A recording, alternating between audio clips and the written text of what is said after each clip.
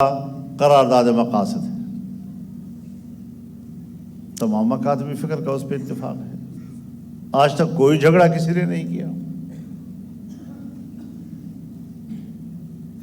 کسی نے نہیں کہا کہ یہ تو ایک دیوبندی مولوی نے پیش کیا تھا، یہ تو فلانے فرقے نے پیش کیا تھا، اس میں تو ہم نہیں تھے، فلاں تھا فلاں نہیں تھا۔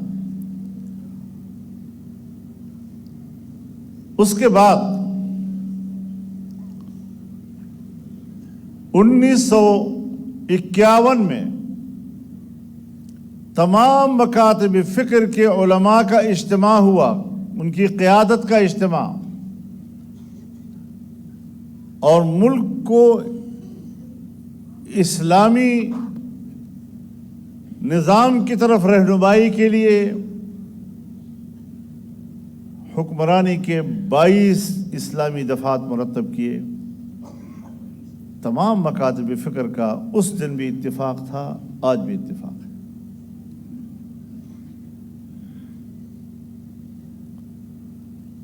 آئین پاکستان سن 1973 کا آئین، اس کے تمام تر اسلامی دفعات، اس میں موجود مسلمان کی تعریف،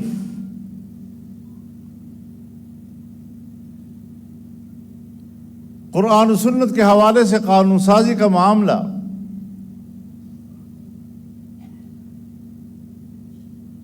عقیدہ ختم نبوت کے تحفظ کی ترمیم، کل بھی اتفاق تھا تمام مکاتب فکر کا، آج بھی اتفاق ہے۔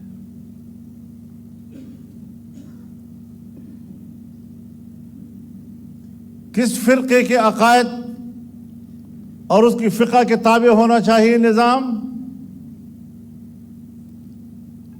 اس کے لیے بھی اسلامی نظریاتی کونسل بنائی گئی، جس میں ماہرین شریعت بھی ہیں، ماہرین آئین قانون بھی ہیں، اور تمام مکاتب فکر کی نمائندگی ہے۔ اور آج تک جتنی سفارشات قانون سازی کے لیے مرتب ہوئی ہیں، 99% سفارشات پر اتفاق ہے، کونسل کے اندر بھی تمام مکاتب فکر کا اور کونسل سے باہر بھی تمام مکاتب فکر کا۔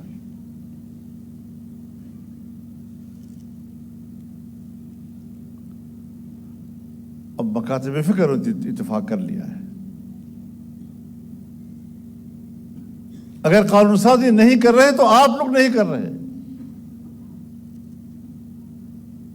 ہمارے ایوانوں کو ایسے لوگوں سے بھر دیا جاتا ہے کہ جنہیں قرآن و سنت سے کوئی دلچسپی ہی نہیں ہوتی۔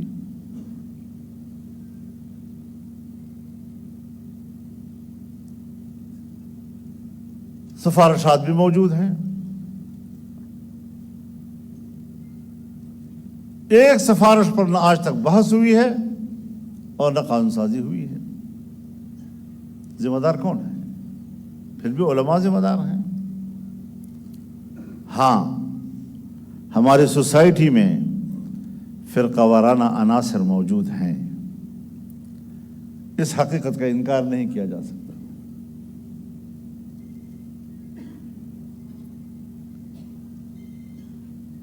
اور وہ فرقہ وارانہ عناصر جب آپس میں لڑتے ہیں، ایک دوسرے کے خلاف اشتعال پیدا کرتے ہیں، تب پیدا کرتے ہیں جب ہماری ریاست کو اور ریاست کی کسی حکومت کو اس کی ضرورت ہوتی ہے۔ فرقوں کو ریاستی ادارے لڑاتے ہیں، فرقوں کو حکومتیں لڑاتی ہیں، ان کے درمیان اشتعال کے پیچھے ان کی باقاعدہ منصوبہ بندی کار فرما ہوتی ہے، تو فرقوں کو لڑاتے آپ ہیں اور پھر فساد کا الزام آپ مذہبی مکاتب فکر میں ڈالتے ہیں۔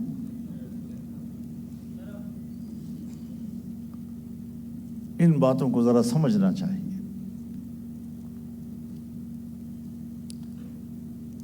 پرسوں میرے پاس ایک قابل احترام سفیر صاحب تشریف لائے تھے۔ بہت سی باتوں میں انہوں نے قرم ایجنسی کا ذکر کیا۔ بہت سی باتوں میں انہوں نے قرم ایجنسی کا ذکر کیا، وہاں کے فسادات کی طرف اشارہ کیا۔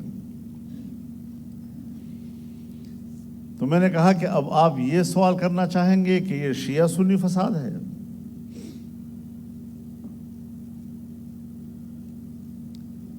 یہ تو 20-22 سال سے زیادہ عرصہ ہو گیا، قبائل ہیں، لڑ رہے ہیں۔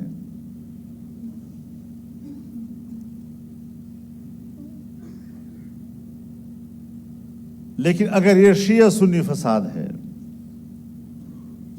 تو میں نے کہا قرم ایجنسی سے تھوڑا سا نیچے آئیں تو ہنگو آتا ہے، یہ علاقہ بھی شیعہ سنی کا علاقہ ہے۔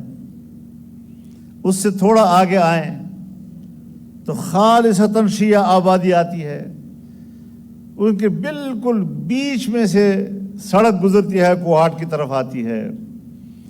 پھر کوہاٹ آ جائیں تو وہاں پر بھی شیعہ سنی معاملہ ہے، ماضی میں فسادات بھی ہوئے ہیں۔ یہ کیا وجہ ہے کہ قرم میں جھگڑا شیعہ سنی کا ہے، آگ جل رہی ہے اور اس کی گرمی نہ ہنگو تک پہنچتی ہے، نہ کوہاٹ تک پہنچتی ہے، اور کراچی تک پہنچ جاتی ہے۔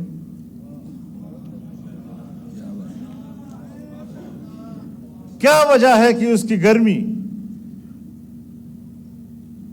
ہنگو اور کوہاٹ تک نہیں پہنچتی اور لکھنؤ تک پہنچ جاتی ہے؟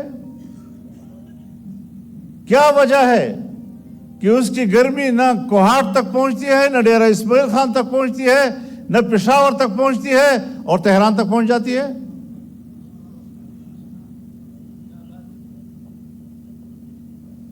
تو ہم مقامی لوگ ہیں، ہمیں پتہ ہے کہ اس مسئلے کی بنیاد کیا ہے اور اس کے مسئلے کے حل کے راستے کیا ہو سکتے ہیں۔